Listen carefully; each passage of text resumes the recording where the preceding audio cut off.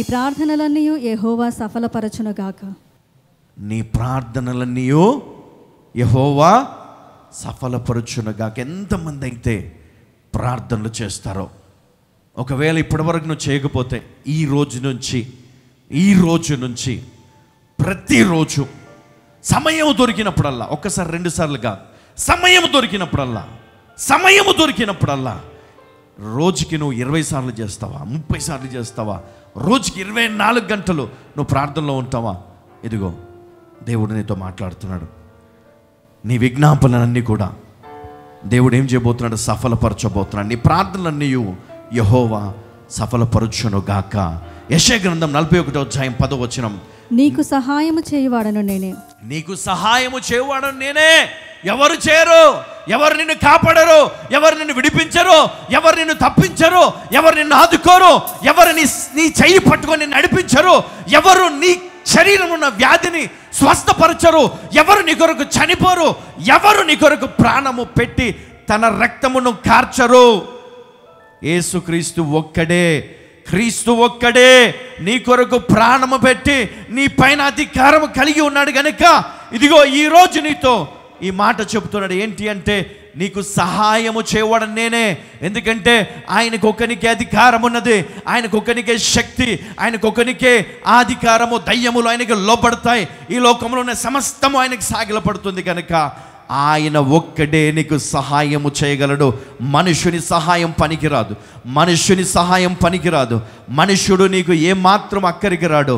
దేవుడు తప్ప ఎవరు నిన్ను విడిపించలేరు. కాబట్టి ఈరోజు నీ కొరకే దేవుడు మాట్లాడుతున్నట్లయితే, ఈరోజు నీతో మాట్లాడుతున్న మాట, నీ ప్రార్థనని యెహోవా సఫలము చేస్తాడని నీకు మాట ఇస్తున్నాడు. నీకు సహాయము చేయవాడని నేనే. కాబట్టి నువ్వు అధైర్యపడకన్నాడు. యెషయా గ్రంథం 42:6 వచనంలో, యెహోవానగు నేను నీతి విషయంలో నిన్ను పిలిచి నీ చెయ్యి పట్టుకొని ఉన్నాను. హల్లెలూయా. ఆయన ఏమన్నాడు? నీతి విషయములలో నిన్ను పిలిచి నీ చెయ్యి పట్టుకొని ఉన్నాను. కాబట్టి ఈ రోజు నుండి నువ్వు ఎక్కడికి వెళ్ళినా, ఏమి చేసినా, నువ్వు ఏమై ఉన్నా సమస్తము ఆయన వలన నువ్వు చేయబోతున్నావు. హల్లెలూయా, హల్లెలూయా. ఆయన వలన నీవు ఈ రోజు నుండి నీ క్రియలను, నీ ప్రవర్తన, నీ నడవడినంత మార్చుకొని నీతి విషయములో ఆయన నిన్ను పిలుస్తున్నాడు. కాబట్టి నీ చెయ్యి పట్టుకొని ఉన్నాడన్న సత్యమును నువ్వు మర్చిపోవద్దు. యెషయా గ్రంథం 66:13. ఒకని తల్లి వానిని ఆదరించినట్లు నేను మిమ్మును ఆదరించదను. ఈ వాగ్దానము దేవుడు ప్రతి ఒక్కరికి ఇస్తున్నాడు గనక విశ్వాసముతో మరి మీ హృదయములో వీటిని భద్రపరచుకోనండి.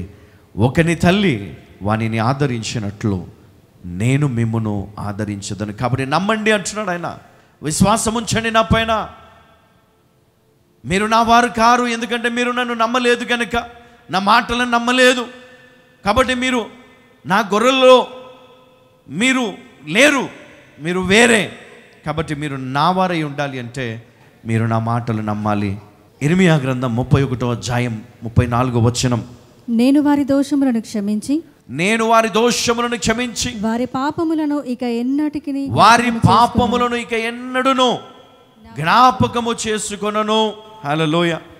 ఏమన్నాడు? ఎంతమంది అయితే ఈరోజు దేవుని సన్నిధిలో, అయా నా దోషములను క్షమించు, నా పాపములను మన్నించు, నా అతిక్రమలను మన్నించు అని ఎవరైతే పశ్చాత్తాపంతో ప్రార్థన చేస్తారో ఈరోజు దేవుడు నిన్ను క్షమిస్తానంటున్నాడు.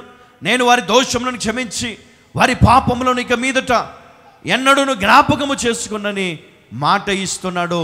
కాబట్టి ఈ మాటను బట్టి ప్రార్థన చేసి దేవుని సన్నిధిలో నీ పాపములన్నిటిని విడిచిపెట్టి ఒక నూతన జీవితాన్ని ప్రారంభించాలని నిన్ను బతిమాలుచున్నాను. ఇర్మియా గ్రంథం 30వ అధ్యాయం 17వ వచనం. నేను నీకు ఆరోగ్యం కలగజేసేదను, నీ గాయములను మాన్పెదను.